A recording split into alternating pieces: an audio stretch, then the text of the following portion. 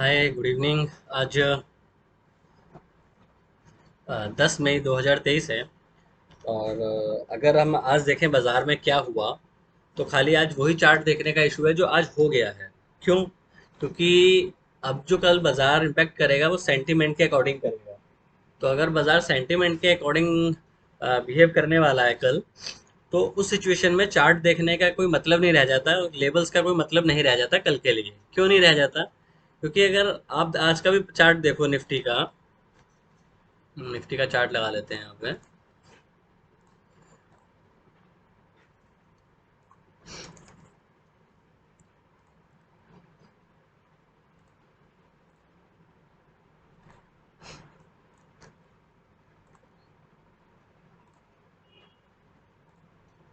ये निफ्टी का चार्ट है आज का।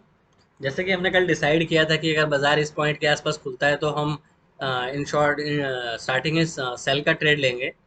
और हुआ क्या आज के दिन में बाजार में, देखा जाए तो कुछ भी नहीं हुआ। क्योंकि जहाँ पे आप कल थे, आज उसी लेवल से अब 30-40 पॉइंट ऊपर हो। तो बाजार में कुछ नहीं हुआ। पहले सेलर बाजार को नीचे ले गए, क्योंकि ना बायर को समझ में आया ना सेलर को समझ में आया कि एग्जैक्टली क्या हुआ है। तो हम एक डोजी बना के मार्केट में क्लोज हो गए। अब हम बात करते हैं कि इन्फ्लेशन का इम्पैक्ट क्या पड़ेगा। जो यूएस में इन्फ्लेशन का डाटा आने वाला है, अगर यूएस में इन्फ्लेशन का डाटा आने वाला है, उसका इम्पैक्ट दो तीन तरीके से पड़ सकता है हमारी इकोनॉमी में। देखो, अगर इन्फ्लेशन का डाटा बढ़ के आता है, इस चीज़ को समझने की कोशिश करना कि नेक्स्ट टाइम आप खुद ही इस चीज़ को समझ पाएं। अगर इन्फ्लेशन का डाटा बढ़ के आता है, तो जो फेड रेट बढ़ा रहा है वो वर्क नहीं कर रहा है। अगर यूएस का जो फेड है वो बैंक के इंटरेस्ट रेट बढ़ा रहा है और इन्फ्लेशन कम नहीं हो रही है, तो उसका इम्पैक्ट ये पड़ेगा कि या तो फेड को लंबे समय तक रेट बढ़ाने पड़ेंगे, या तो फेड को लंबे समय तक रेट बढ़ाने पड़ेंगे, या ये जो जिस हिसाब से बढ़ा रहे हैं उसको थोड़ा वाइड करना पड़ेगा, थोड़ा बढ़ाना पड़ेगा। ये तो उस सिचुएशन में है अगर इन्फ्लेशन डाटा यूएस में आज बढ़ के आता है। तो इसका इम्पैक्ट क्या पड़ेगा? इसका इम्पैक्ट पड़ेगा कि आपकी बॉन्ड यील्ड बढ़ना शुरू कर देगी। अगर आपकी बॉन्ड यील्ड बढ़ना शुरू कर देगी, तो जो आपकी रैली है उसमें एक पॉइंट हॉल्ट का आ जाता है। अगर बॉन्ड यील्ड बढ़ेगी तो इवेंचुअली आपको करेक्शन मोड में आपका बाजार करेक्शन मोड में आ जाएगा। अब इन्फ्लेशन होता क्या है, इन्फ्लेशन कैसे इम्पैक्ट करता है? देखो, इन्फ्लेशन जो होता है एक लिंगरिंग होता है। लिंगरिंग, अब लिंगरिंग क्या होता है? लिंगरिंग होता है जो ज्यादा टाइम तक कोई चीज चलती है। लिंगरिंग होती रहती है, मतलब धीरे धीरे चलती रहती है, बढ़ती रहती है, या कंटिन्यूटी में चलती रहती है।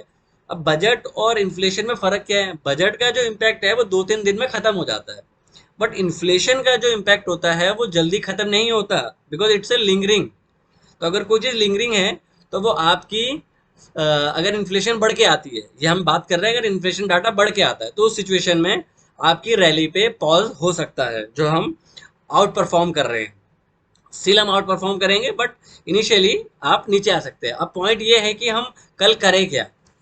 अब देखें, अगर हम बाजार को देखें, अभी हमने इन्फ्लेशन की बात कर ली, ये तो आगे अगर इन्फ्लेशन डाटा ठीक आता है, एज पर उम्मीद आता है कि इतना ही आना चाहिए था, जो उसी हिसाब से आता है, तो आप 2 दिन से एक रेंज में चल रहे हैं।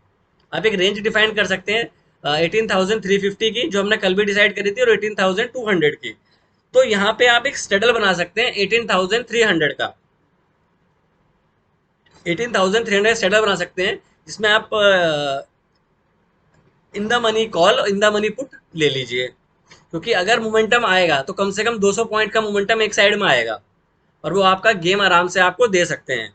क्यों? अब अगर हम इसका एक बार डॉयजोन का चार्ट देखें डेली पे, तो डॉयजोन अगर आप चार्ट देखो तो हम बीच में खड़े हैं। यहाँ से रैली स्टार्ट हुई,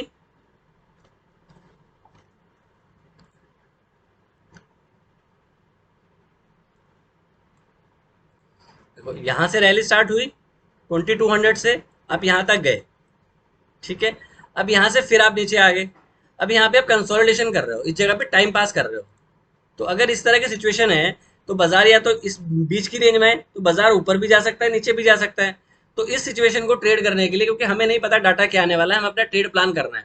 तो इस तरह के बाजार में जहाँ पे सेंटीमेंट प्ले करते हैं, हम अपना निफ्टी का चार्ट देख के कुछ नहीं कर सकते। तो पॉइंट ये है कि अगर बाजार, अगर हमें कल ट्रेड करना है, तो हम प्लान करने के लिए स्टेडल बना सकते हैं। अब स्ट्रेडल खुलते ही नहीं बनाया जा सकता, आपको थोड़ा देखना पड़ेगा प्राइस एक्शन कि हम स्ट्रेडल की बात कर रहे हैं कि उसको फॉलो कर रहा है कि नहीं कर रहा है। बट अगर हमें एक रेंज हमें लगता है कि एक्सपेंशन आने वाला है, अगर हम निफ्टी का चार्ट देखें तो निफ्टी 2 दिन से एक रेंज में है।